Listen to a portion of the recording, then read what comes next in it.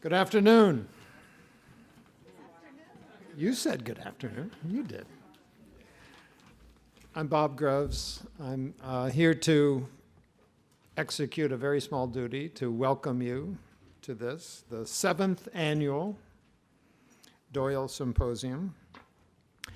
And for those of you who've been to earlier symposia, you know that this is an opportunity for our community to gather together, to engage in discussion and conversation about issues of diversity and difference on the campus and in our lives from day to day and in the world. So it's an important part of the Georgetown community. This symposium has brought together year after year students and faculty and staff to explore these key issues. And it's really part of the fabric of our community. As you might guess from this behind me, the Doyle program is a collaboration within Georgetown of the Berkley Center and Candles. And this partnership is one of the great partnerships of Georgetown. As a whole, it's contributed to the institution through faculty fellowships, a really terrific junior year abroad network, the Doyle undergraduate fellows, Doyle seminars, and the education and social justice projects. So the work that lies behind today's gathering is pretty far-reaching. And in these days where we think of Georgetown as contributing both to the U.S. but to the world, it's far-reaching in a global sense. So I'm really honored to have this small role today to welcome you as part of this. You know that at this moment in time at Georgetown, the kind of issues that bring us together today are central to the core discussions we're having about the future of this institution. So you're part of that by being here, and I thank you for coming. My little role in this is to introduce our terrific keynote speaker. I don't know how you were able to pull off getting someone of such great stature to talk to our community, but we're overjoyed to welcome Carrie Hessler-Radelet, who, as the leader of the Peace Corps, has been deeply engaged in discussions of diversity within her own organization, and how that has implications for the activities of Peace Corps volunteers in communities around the world. After her remarks, there'll be a panel of students and faculty here at Georgetown to help us reflect and discuss what it really means to engage diversity, how we make it part of our experience, both here on the hilltop, but also more globally. Carrie is the 19th director of the Peace Corps, and during her time, she's led really quite historic reforms to modernize and strengthen this important agency in order to meet changing challenges that face all of us in the 21st century. I note that we have currently 29 Georgetown graduates working in the Peace Corps, and that we have had over the years 935 alumni who've served in the agency since its founding in 1961. I note, as a bit of advertising for women and men in service of others, that the Peace Corps represents just a fantastic opportunity to give back to one's community, both locally and internationally, and to be engaged with people who are not like you, to be attentive and reflective on how you as an individual might contribute to the future of the world and engage and enhance the diversity that lies among us. So I am deeply honored and pleased to both thank Carrie Hessler-Radelet, and to welcome her for her keynote address.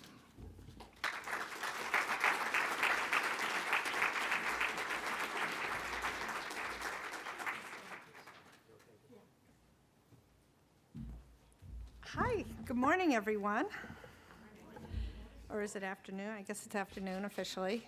It's really a thrill to be here in your beautiful building. Thank you so much, Provost Groves. I'm really delighted to be here with all of you. This is such an important discussion, and I really appreciate the invitation. There really could not be anything more important in our world today than a discussion of diversity and difference and how we build peace together.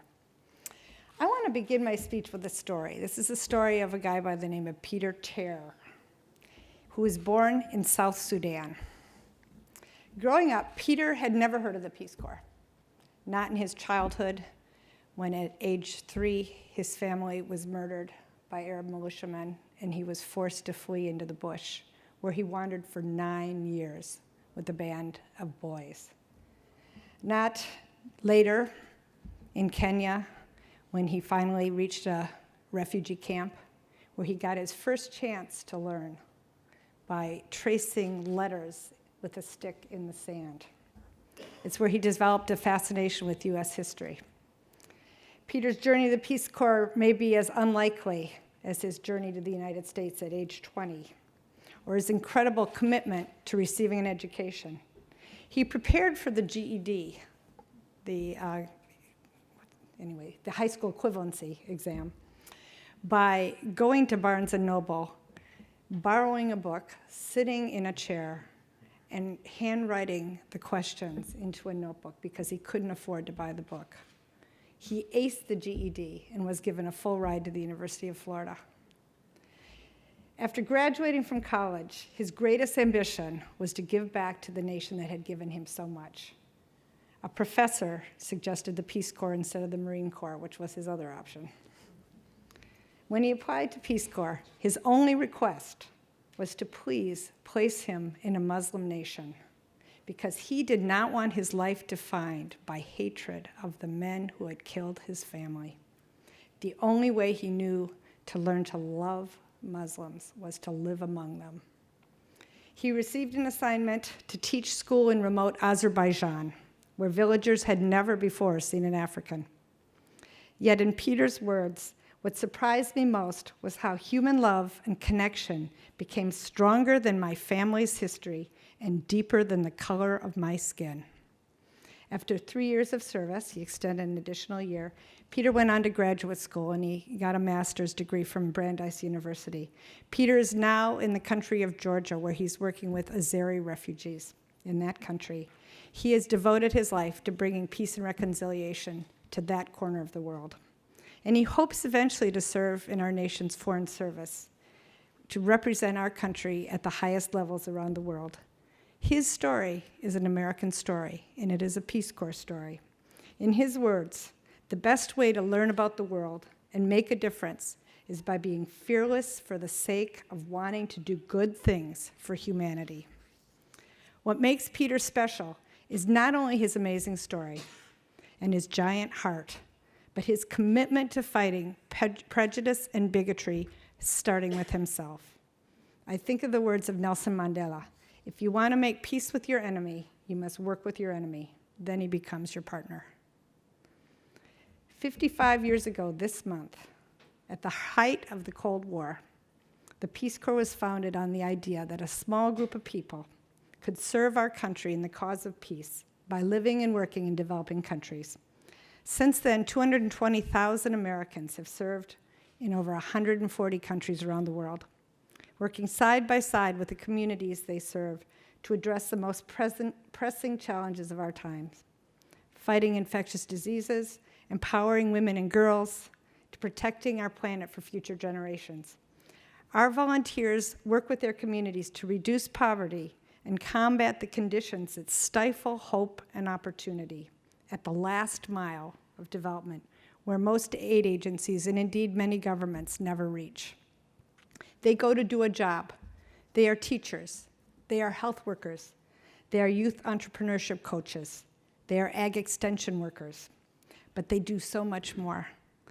They have tea with the village elder. They play soccer with the village kids. They get to know the pregnant mom next door.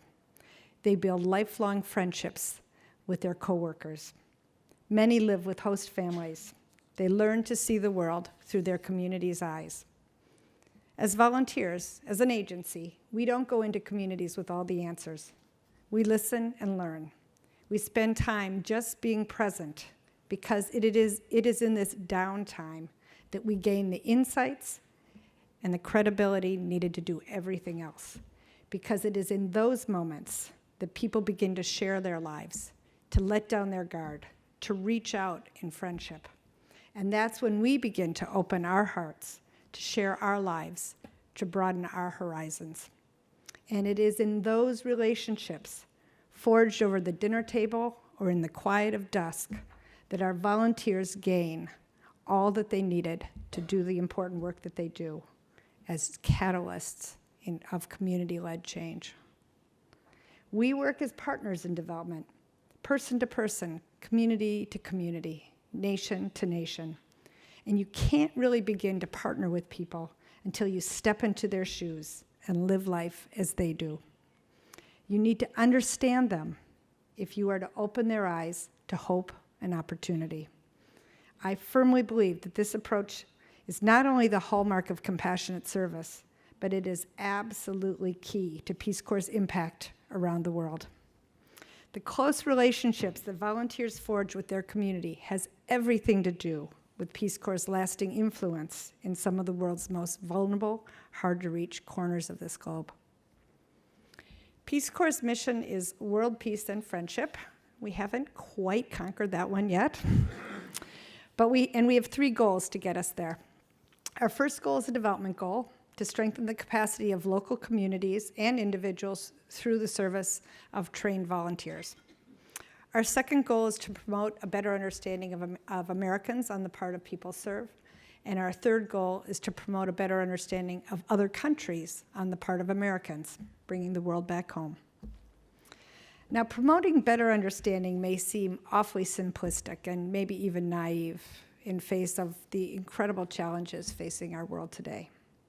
But if you have any experience at the community level, coordinating diverse groups or trying to ignite change, you know that there is nothing more difficult or more powerful than cultivating mutual understanding.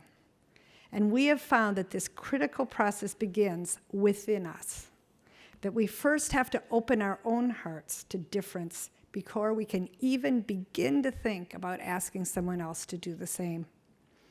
I think of volunteers like Stacy Ferguson, who served as a maternal and child health volunteer in Morocco.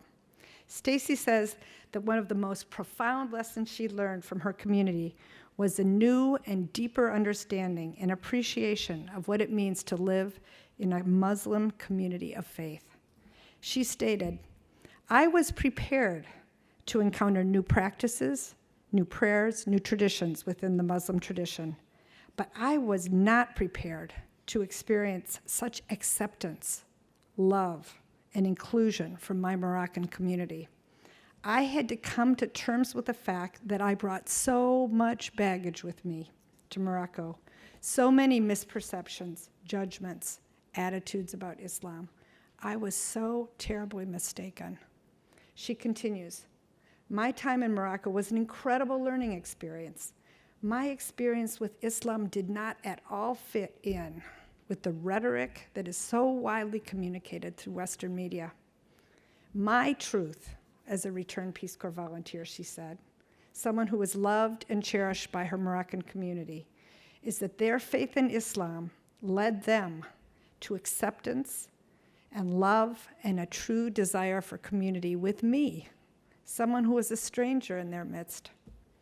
So in response, I can only feel that it is my responsibility to share my experience of living and learning from this incredibly welcoming community of faith and to do my part to break down barriers and open minds. Stacy returned to the United States and came to work at the Peace Corps. There, one of the things she did was to create a webinar entitled "The Geography of Islam" to educate school children in 60 school districts around our nation about the rich traditions of Islam and the welcome and grace that she received from her Moroccan community. And now she travels throughout the United States, and she shares her experience of love and acceptance. This is the experience of Peace Corps volunteers. They enter as strangers, and they leave as family. And in the process, they become global citizens with brand new perspectives. They begin to see beyond the rhetoric. They are transformed. It is profound. And it is not easy, by the way. Now, if we are to be serious about promoting a better understanding on the part of the people we served, then we have a responsibility to represent our country as it is.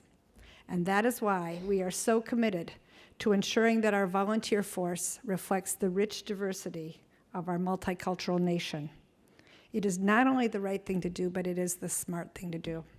At Peace Corps, we know that the benefits that diversity brings to organizations are so worthwhile. We know that diversity drives innovation and creativity, that it encourages the search for new innovations and for new perspectives, leading to better decision-making and more effective problem-solving. We know that diverse organizations are more resilient in today's complex, interconnected world and are more productive at delivering on the bottom line. So we have made it our priority to share and celebrate the wonderful diversity that is our nation.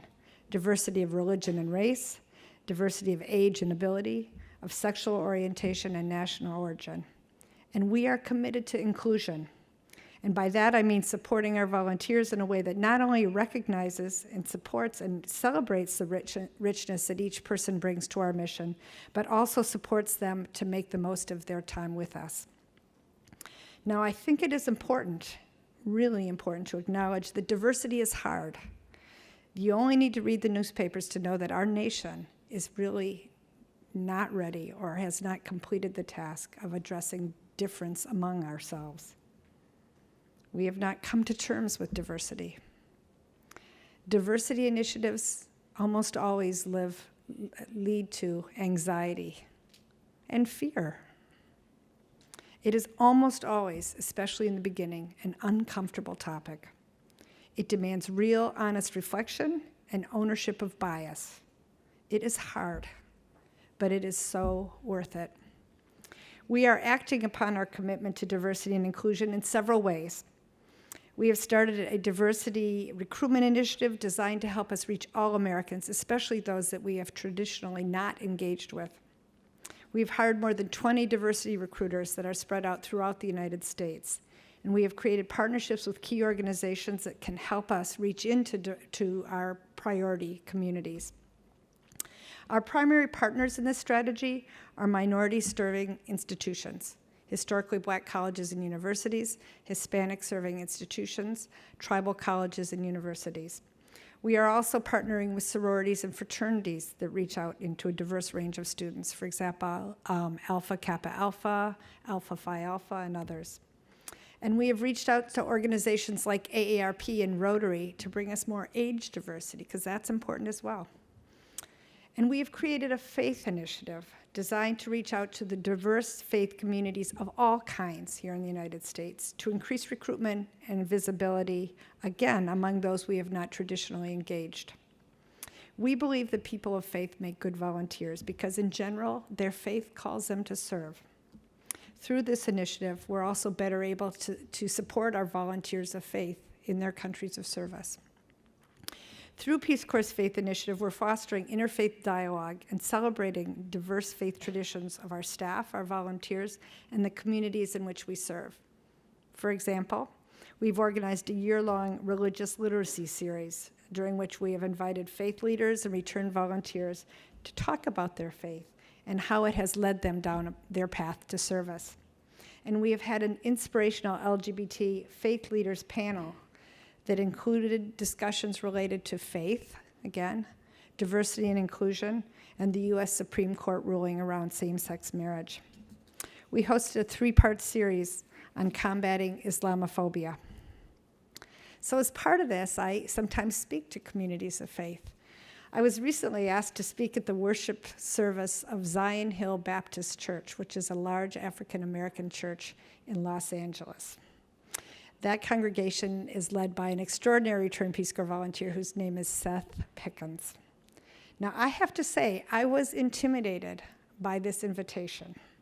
I had never delivered a sermon before. I had not delivered a sermon in front of an African-American crowd. I am not Baptist. I wasn't sure how I would be received. So then I asked Seth for advice. What kind of messages should I give? How should I deliver my sermon? And this is what Seth said. He said, lean into your conversation. Move. Get animated. That's not really my style. And I was definitely out of my comfort zone. I have to tell you that. But I did my best. And I have to say, that congregation was phenomenal. They were so wonderful. And I even got a few amens and alleluias. So I was really happy. And it's a darn good thing that I went before Seth, because he popped up right after my sermon and gave a second sermon, because you know that no good Baptist minister is ever going to give up an opportunity to give a sermon. And his sermon was unbelievable. It was like a performance. He moved his bodies, he sang, he danced. If I had gone after him, I would never have been able to do it. It was wonderful. It was an amazing experience. I was so warmly received by that congregation. I never had to worry. Their hearts were so much bigger than my fear. Life begins at the end of our comfort zone. The Peace Corps is expanding our outreach and engagement and casting a wider net than ever before so that all Americans can learn about our mission. We want, as I said earlier, a volunteer force that is comprised of our best and brightest. We want the best and brightest of our country, but we also want our volunteer force to reflect the rich diversity of our nation. Now, we know if we recruit a more diverse volunteer force, then we need to support them in their service. We know that diverse volunteers of all kinds, LGBT volunteers, volunteers of color, or those who are differently abled, even older Americans, they all experience service in different ways and are welcomed differently into their community, especially at the beginning. So we have begun an intercultural competence, diversity, and inclusion initiative to build the skills of our staff and our volunteers to support and truly appreciate diversity in all its forms, and to give them the skills they need to have tough conversations about race and religion and ethnicity and differences of all kind. I should say at this point that Peace Corps in the past couple years has received more applications than we have since 1975. Our applications in the last 2 years have nearly tripled, so it's very competitive to get into the Peace Corps these days.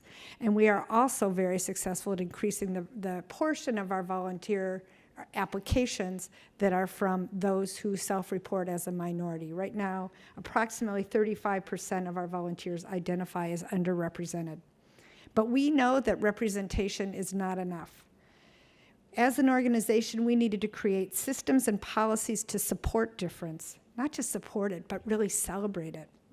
We need to create a more inclusive culture from the top to the bottom, a culture that allows each volunteer and each staff person to bring their best self to the workplace.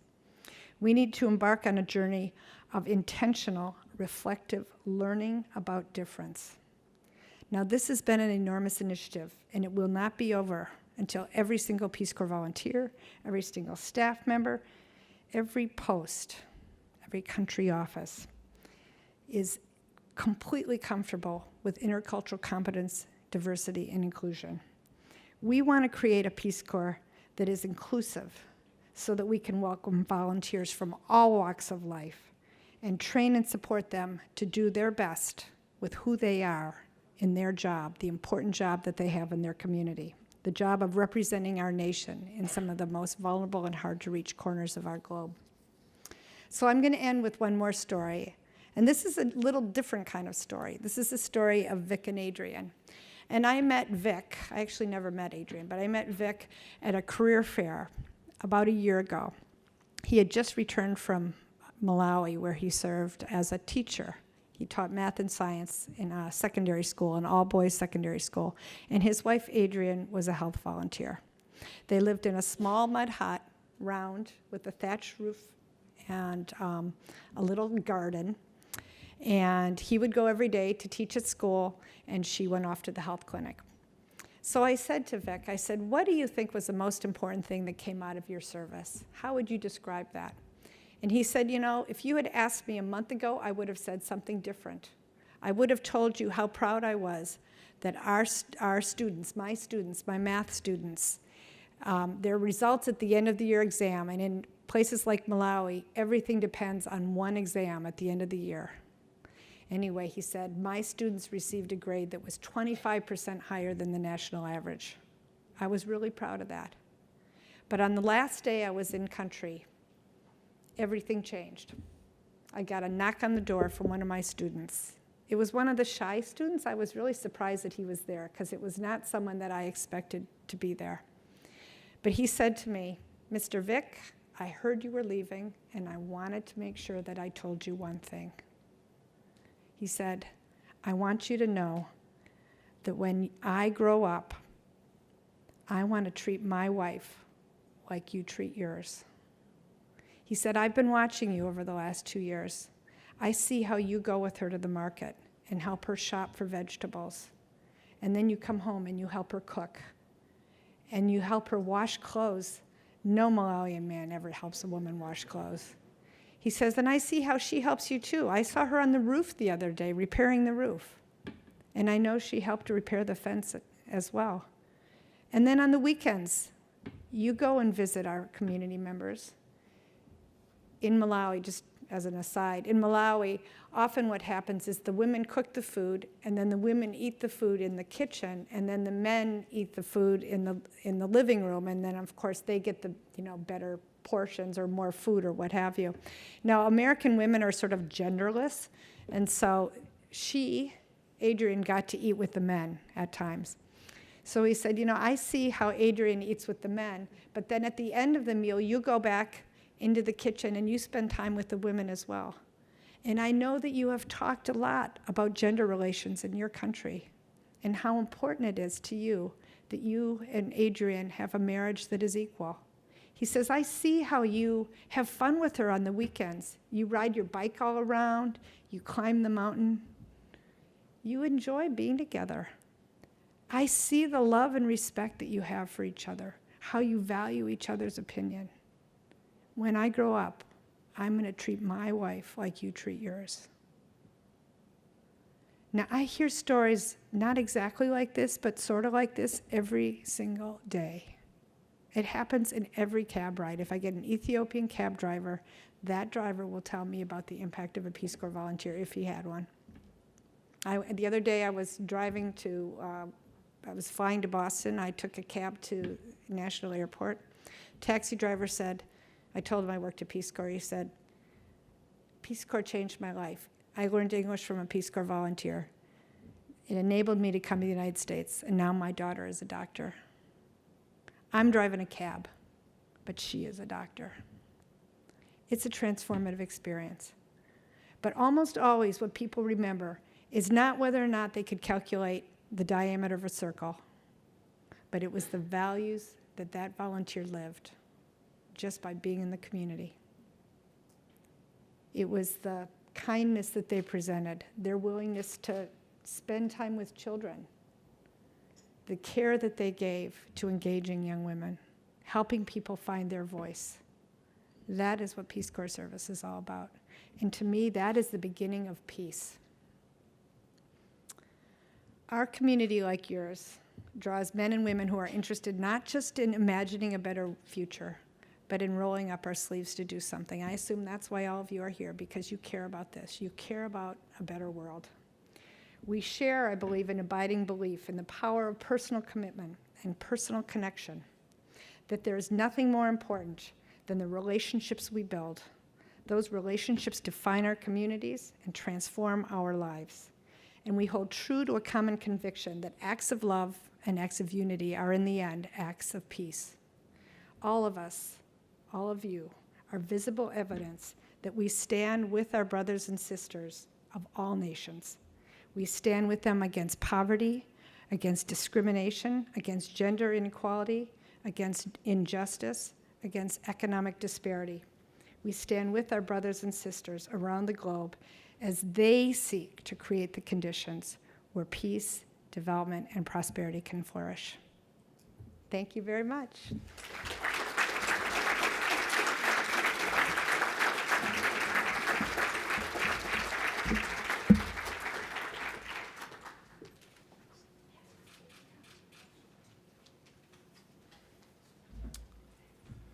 Well, thank you so much, Carrie, for those inspirational words. It means so much to us that you're here with us to celebrate the Doyle program today. My name is Tom Banchoff. I'm Vice President here at Georgetown for Global Engagement.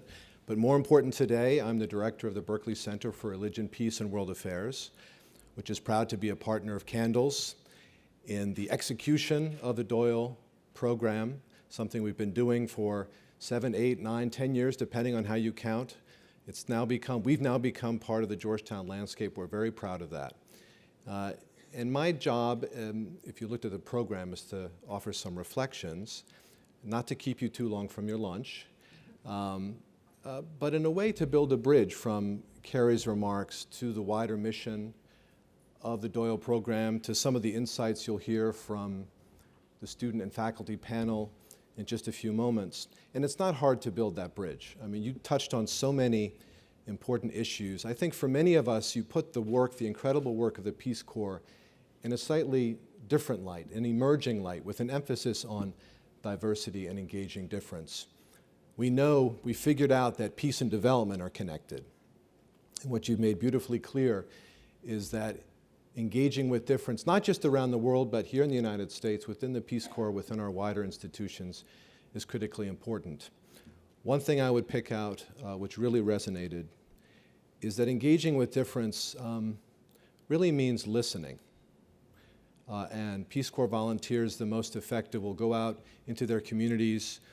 They'll have some ideas, some preconceptions, but I know from my friends who've served that process of listening within a community, of deepening, opening one's heart and mind to the problems, and making it clear that one is there to learn and not just to teach, is a critical first step. And I think that lesson from Peace Corps experience is critically important in a university experience context as well, in a national context where so many of these issues of difference, as you said, are so polarizing, so emotional.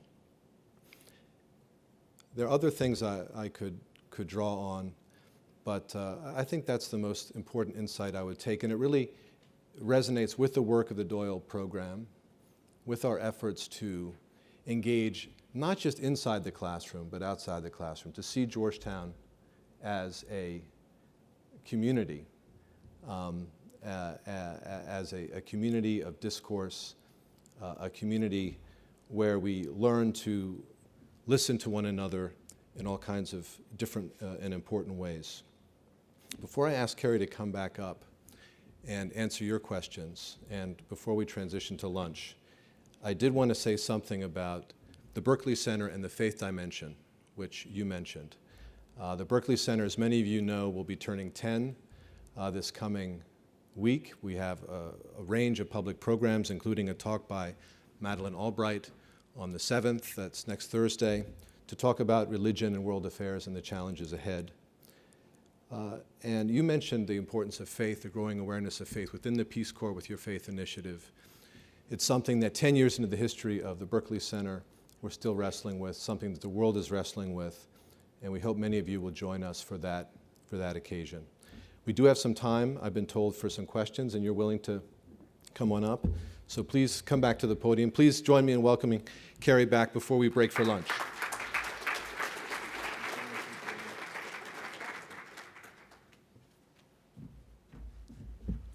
Who has a question? I love questions, by the way. Good. Hi, I'm Christine. I'm actually an RPCV from Senegal. Oh, I came you back are? 2 years ago. I should just clarify, RPCV means Return Peace Corps Sorry. Volunteer, because in our mind, once you're Peace Corps volunteer, you're always a Peace Corps volunteer, so we never say former, it's only returned, even though some don't ever return. Sorry about that. I'm actually at the MBA program here right now. Great. So my question is, I remember my application process. It was arduous. It was a year long before I had placement. And I know that it was a complete reformation of it while I was serving. So I'm wondering, now that you're saying there's 3 times as many applicants, do you have the same kind of attrition rates for people just dropping out of the application process, or because now it's more country-centered where people can really focus in on what they want to do, you find a better alignment of skills and a faster selection process? Great question. Thanks for asking that. So we have totally changed the way that applicants apply to the Peace Corps. There are 3 major changes. First of all, it's much more streamlined. It used to take 8 hours to finish the application. Remember that? Yeah. If you sat down on one stretch and continued to write, it would take you 8 hours. Now you can apply to the Peace Corps in 1 hour. Now, the attrition rate used to be, or let me say the completion rate in our old application used to be 23%. Now it's 95%. So vastly more people complete the application, but it's only an hour, so I guess we should expect that. I would also say that it doesn't mean that we don't collect a lot of information, but what we do now is we collect information just in time. Our old strategy is we'll collect everything we might ever need up front, and then we'll never have to ask people for information again. But it turns out that that's not a good practice. You just ask for things as you need it. So that's the first change. Second change, and I think probably most important, is we now allow people to apply to specific countries and specific programs, specific sectors. So we have 6 sectors. Education is our largest, followed by health, environment, agriculture, community economic development, which is like small business, and youth development.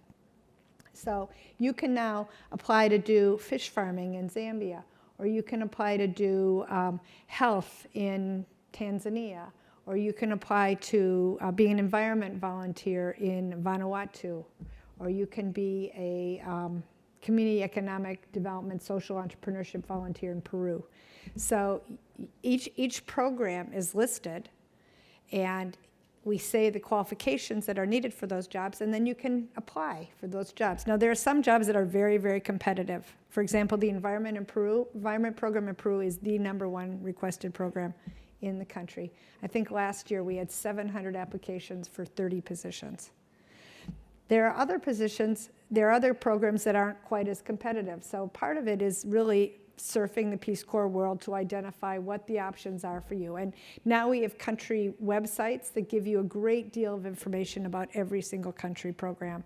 You can see a blog from a volunteer, maybe testimony of a coworker, maybe a conversation with the country director. It's becoming more and more interactive. In fact, we're doing a total website overhaul and design, brand, rebranding. Everything will be ready in May or June. So that's going to even make it easier. But right now, people can choose to apply to particular programs. And we have found that that is the most important factor, I think, in increased applications. Because nowadays, people have choices. When Peace Corps began, it used to be that you'd apply to Peace Corps and we'd put you wherever we thought we needed you most, right? We thought you ought to be just dedicated to the Peace Corps mission. And we still believe that people should be dedicated to the Peace Corps mission. But what we understand now is that there are so many choices out there. And people who are smart, people who are the best and brightest of our diverse nation, have choices. And so we want to be their #1 choice. So that's the thinking behind our application. And then the third change that we made is it's now much more transparent and rather like applying for university or a job. You have a deadline, an application deadline, so let's just pretend it's April 1st for your program in, let's say, entrepreneurship in Moldova. And so your application deadline is April 1st. You will find out whether or not you've been accepted in that program by July 1st. And you know that you'll be on the plane by December 1st. So there's transparency in the system. It used to happen, and I'm sure that this happened to you. You submit your application, and then sometime in the future, if you're lucky, it's a year. If you're unlucky, it's 2 or 3 years. All of a sudden, you get a letter. It says, "Congratulations, you've been invited to Samoa," or something. And so this just offers so much more transparency and ability for people to plan their lives. And actually, the other thing is that we have really gone mobile. And this is important because along with our diversity and inclusion, what we recognize, what our research shows, is that the communities that we want, especially our communities of color, really use mobile devices. So everything has to be read on a smartphone. So that's another reason why we have really taken everything to digital and to mobile. And it's going to be even better starting in May. Yes, in the back. My name is Esteban Olivares. I'm an SCS and Assistant Dean for High School Programs. Wonderful. And I remember a long time ago in college thinking about Peace Corps. I never went. You still can, by the way. I know. Our oldest volunteer is 87. And I may consider that. You got a lot of time. And in college, as a first-generation college student, I also thought about, well, what would I do with my time? And there's so much work to be done in my own community. Why would I go into Peace Corps and go overseas when there's so much work to be done here? What would you tell that student who's contemplating that and thinking about that and trying to figure out what is the value of going into Peace Corps when I need to give back to my own community and balancing all of those thoughts? Yeah.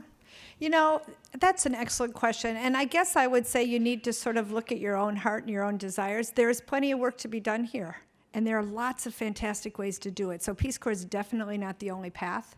We have an incredible partnership with AmeriCorps and Vista and many other, Jesuit Volunteer Corps and many other. There are many ways to serve. But if you're interested in international, if that is what draws you, then Peace Corps is, I would say without question, the gold standard. And I know I'm highly biased, but I think that that's true. And we also have an infrastructure around us that other programs don't have because we have the infrastructure of the whole U.S. government. Why should someone serve internationally? Well, if you're drawn to that, and if you want to have another language, another culture, now you can get that in our own communities too, because as you know, we have a very multicultural nation, so it's not the only way of getting that intercultural experience. But if you really are drawn to international work, it is not only a way to give back to the world, but it is also an incredible springboard to whatever you do next. Peace Corps service is so well recognized that it really does give extra benefit to return volunteers in terms of graduate school and in terms of jobs. First of all, we have a lot of programs around the country, more than 80 universities, and in fact, we're just doing one with Georgetown now, which is a fellows program which offers scholarships. The arrangement is different with each university, but there's some element of scholarship. There's a service component. Sometimes there are teaching assistantships. It really just depends on what the arrangement is. But it provides really talented Return Peace Corps volunteers. It advertises your amazing program here, and it connects the two. So that's one thing. And then also we have a lot of arrangements with employers. So employers like Peace Corps volunteers because they really like the skills that they have developed, skills in global competency. And in today's incredibly complex and interconnected global economy, employers are looking for employees who can speak a language, understand another culture, can lead multicultural teams, but they also want the soft skills. Are they, can they deal with adversity? Are they resilient? Are they comfortable with ambiguity? Those are things that you learn in service. You can learn them here in this country too, though. But being in service challenges you, it inspires you, but it causes you to draw on a reservoir that I think you don't get in other forms of work. And those are the skills that I think what I'm hearing from CEOs, and I talked to CEO. Yesterday I talked to one of the senior VPs from Google, and who hires every Return Peace Corps volunteer he can find. And the reason he does is because he says Peace Corps volunteers have what it takes. So that's what I would say. Yes.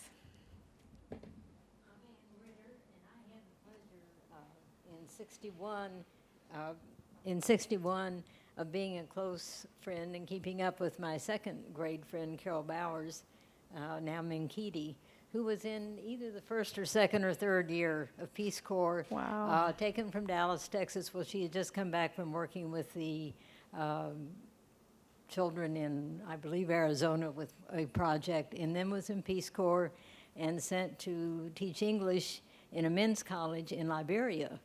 So it was quite a trip from Dallas to Liberia, and then it took her back to New York and to a life that it's ended up in Boston. Hopefully you know Carol Minkiti. But what I do want to say is how much your volunteers and return volunteers make a difference in the lives of us that never have had that chance. And my students in graduate liberal studies, my faculty in graduate liberal studies, who can I name immediately? Return Peace Corps volunteers. Well. And of course, always Carol and a few other friends along the way in my gypsy Navy wife tours 13 times. So thank you. You keep giving back and you don't even realize it to our neighborhoods. Well, you know, Thank you. I do think, thank you so much for that. I do think that that's true. I actually think that if we look at who benefits most from Peace Corps service, it is us, because our volunteers serve their community for 2 years, but they go on to do whatever they do for as long as they live. And they are forever changed through that experience, and they bring their global outlook and their new perspectives and their understanding of other cultures with them wherever they go. And they do enrich our communities, just as others do who have had profound experiences in community. But I appreciate your saying that very much. Can I ask, are there any return volunteers in this? Stand up or raise your hand. Yeah, wow, a lot of you. Thank you.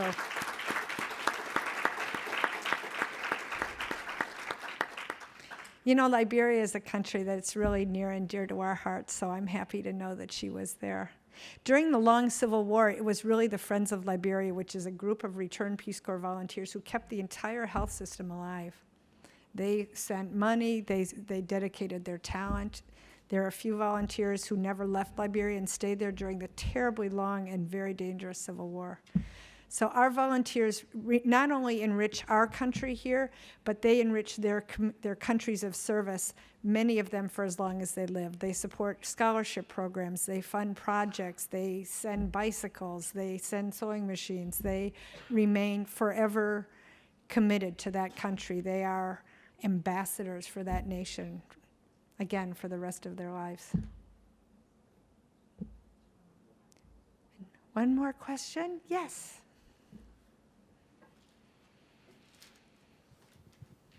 Thank you.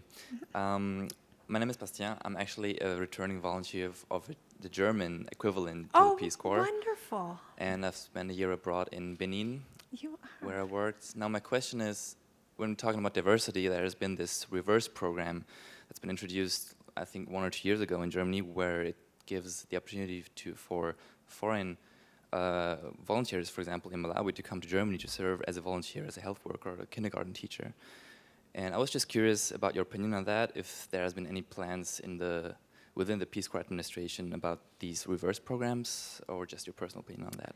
Yeah, no, that's a wonderful program. So that's funded by the government of Germany.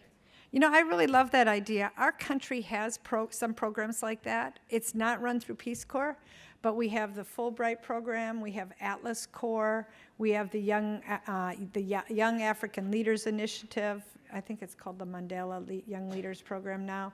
We have the Young Southeast Asian Leadership Initiative, and we have the YLI, the Latin American Caribbean Young Leaders Initiative. So our government does have programs, service programs to bring people back to the United States, but they're not run through Peace Corps. And you know, it would be interesting to think about whether we could unite them, but that's not a discussion we've had in the past. But one thing that appeals to me about that being run through the same institution is you could really learn from each other in a much easier way. I mean, we connect, we host at Peace Corps, we train a lot of the Young Leaders Initiative participants. There's also the International Visitors Leadership Program. So a lot of things focusing on leadership. We have the Entrepreneurship Summit and all sorts of stuff. Our government funds a lot of that kind of stuff. But it's not really closely coordinated with the Peace Corps. It would be nice to explore options. Thank you for your service. Thank you.